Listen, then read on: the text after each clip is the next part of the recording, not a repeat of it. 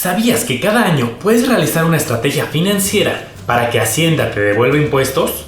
Así es, hay gastos que mucha gente realiza de forma cotidiana cada año que son deducibles de impuestos y muchas veces ni siquiera se entera de este beneficio que por ley les corresponde. Así que este video te interesa si cada año presentas tu declaración anual, y si no lo haces te voy a dar aquí toda la información para que valores si vale la pena hacerla o no. Declaración anual no es otra cosa que realizar un informe de forma anual de todos los ingresos que tuviste en el año. De por sí, en muchas ocasiones, Hacienda ya los conoce y verás que la mayor parte de la información ya viene precargada en un sistema de declaración. Solo es un proceso de formalizar y rectificar. Pero también es la oportunidad de notificar si realizaste alguna actividad que es deducible de impuestos.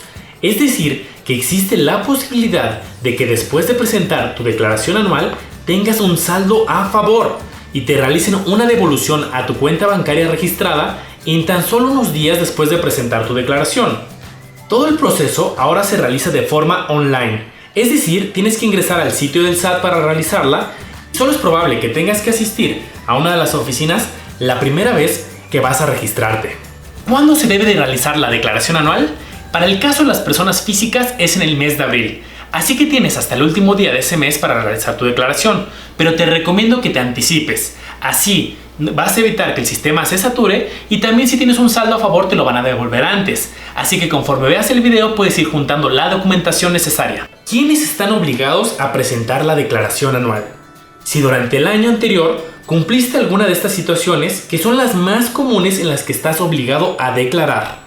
Deben de presentar declaración aquellos asalariados que tuvieron ingresos mayores a 400,000 pesos durante todo el año, sumando todos sus ingresos, sus sueldos, sus aguinaldo, el bono, etc. También aquellos que hayan dejado de trabajar antes de que acabara el año. Por ejemplo, si alguien se salió en junio, debe de presentar declaración. También aquellos que tuvieron dos patrones en un mismo año o si el patrón no hacía retenciones de impuestos. Si recibiste ingresos por conceptos de jubilación, pensión o liquidación. Si tuviste ingresos por honorarios, actividades empresariales o rentaste algún bien inmueble. Si vendiste o compraste un bien inmueble. O también si eres inversionista y tuviste durante el año pasado más de 100,000 pesos de intereses reales. O la suma de tu salario más los intereses percibidos es mayor a 400,000 pesos. Dicho de otro modo, no estás obligado a presentar declaración si tienes un solo patrón, solo obtuviste ingresos por salarios y tus ingresos anuales fueron menores a 400,000 pesos. ¿Eso quiere decir que si no estoy obligado a presentar una declaración no debo de informarme del tema? Bueno, por un lado no estás obligado a presentar tu declaración, pero déjame decirte que es probable que hayas tenido un saldo a favor que Hacienda te pudo haber devuelto. Para eso debes de informarte de cómo funciona el proceso de deducción de impuestos. Pero antes, si tienes dudas si debiste haber presentado tu declaración anual o no de forma obligatoria, mejor acércate directamente al SAT, haz una consulta gratuita por internet o por teléfono y así evitas alguna multa o algún problema con Hacienda. Deducciones personales. Las deducciones de impuestos no son otra cosa que los gastos asociados a estos conceptos que están autorizados van a disminuir el monto de tus ingresos totales que fue sujeto a impuestos. Y como tus impuestos por lo general ya los pagaste al momento que te llegó tu salario, esto va a generar que tengas un saldo a favor y que te lo devuelvan en unos días. Vamos a revisar con detalle los conceptos, pero en resumen, los gastos que podemos aplicar para una deducción se engloban en las siguientes categorías: honorarios médicos, gastos funerarios, donativos a instituciones autorizadas, transporte escolar, colegiaturas, aportaciones complementarias a tu Afore, cuentas personales de ahorro para el retiro, intereses reales en un crédito hipotecario y primas por seguros de gastos médicos.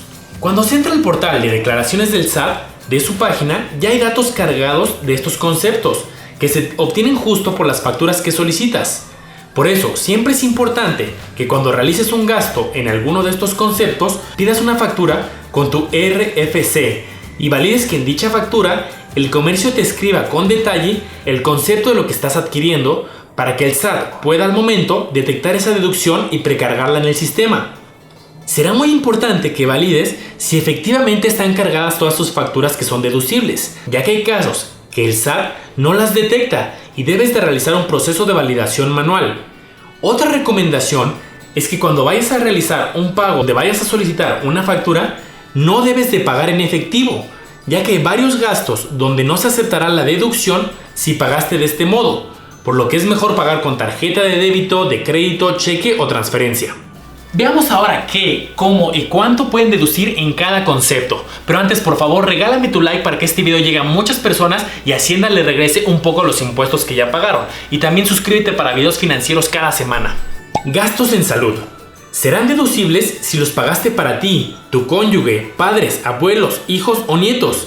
Y aplica para honorarios médicos, gastos en dentista, en psicólogo o nutriólogo, siempre y cuando sean ofrecidos por profesionales con cédula. Gastos hospitalarios y medicinas que se incluyan en las facturas del hospital. Esto quiere decir que si compraste medicinas de forma directa en las farmacias, no será deducible, solo aquellas que se incluyan en la factura del hospital. Estudios en gastos clínicos y de laboratorio, honorarios pagados a enfermeras y enfermeros, lentes ópticos graduados, no de sol, hasta por un valor de 2.500 pesos. En el comprobante se debe de describir las características o contar con un diagnóstico de un oftalmólogo, esto para que Hacienda se pueda asegurar que son graduados y no de sol. Gastos en prótesis y gastos en aparatos para rehabilitación de los pacientes. Otro elemento relacionado a salud son las primas de seguros de gastos médicos. Son aquellos seguros que contratas de forma independiente con una aseguradora y podrás deducir los pagos propios del cónyuge, de los padres e hijos. Recuerda, para todos estos gastos no debes de pagar en efectivo, mejor paga tu seguro con tarjeta de crédito o débito, de lo contrario tus deducciones no van a proceder.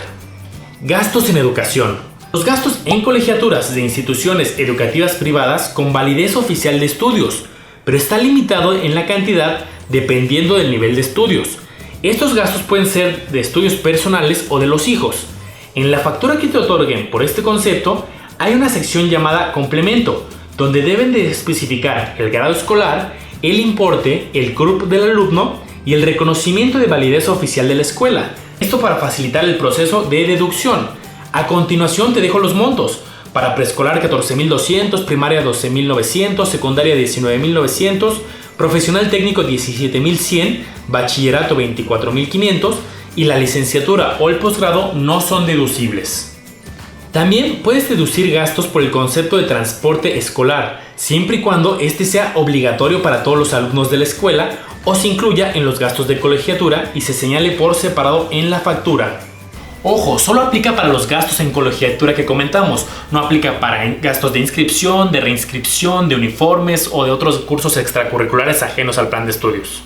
Gastos en crédito hipotecario. Si tienes un crédito hipotecario con un banco, el Infonavit o el Foviste, puedes deducir los intereses reales pagados durante el ejercicio a declarar.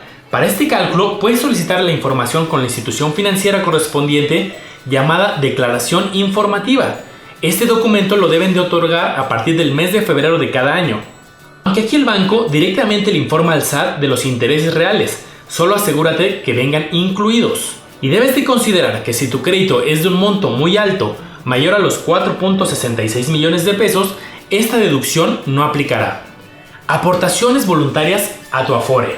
Recuerda que si trabajas en el sector formal, de forma obligatoria, una parte de tu sueldo es aportado a tu ahorro para el retiro vía la Afore. Pero si adicional, tú decides realizar aportaciones complementarias, estas también las puedes deducir de impuestos. Así no solo te vas a beneficiar de asegurar un mejor retiro, sino que pagarás menos impuestos. Esto siempre y cuando tus aportaciones las dejes en tu Afore hasta la fecha de tu retiro a los 65 años. También aplica para otros productos de ahorro o inversión que puedes contratar en las aseguradoras que están destinados para el ahorro para el retiro. Así que si de por sí ya estabas planeando ahorrar para tu futuro, vale la pena que analices estos productos y los hagas deducibles. Otros gastos deducibles son gastos funerarios, donde se cuente con factura por un monto que no exceda una unidad de medida y actualización. Actualmente son alrededor de 29.400 pesos. También donativos a instituciones autorizadas para recibir donativos. ¿Cómo saber si una institución está autorizada? Hay una sección de donatarias autorizadas en la página del SAT. Simplemente googlea donatarias autorizadas SAT y podrás encontrar el listado. Para este caso podrás deducir hasta un 7% de tus ingresos como máximo del ejercicio anterior al que vas a deducir. Entonces, en resumen, si ya tienes gastos en salud, en educación, crédito hipotecario, en donativos, en afores, etc., vas a poder deducir impuestos, lo que va a generar que es probable que tengas un saldo a favor y por lo tanto te devuelvan parte de los impuestos que ya pagaste. ¿Hasta cuánto puedes deducir? Tiene un límite el monto que puedes deducir de máximo 5 unidades de medida y actualización, UMAS, que actualmente equivalen a alrededor de 147,014 pesos o un total del 15% de tus ingresos. El menor de estos dos datos es el máximo a deducir. ¿Cómo se presenta la declaración?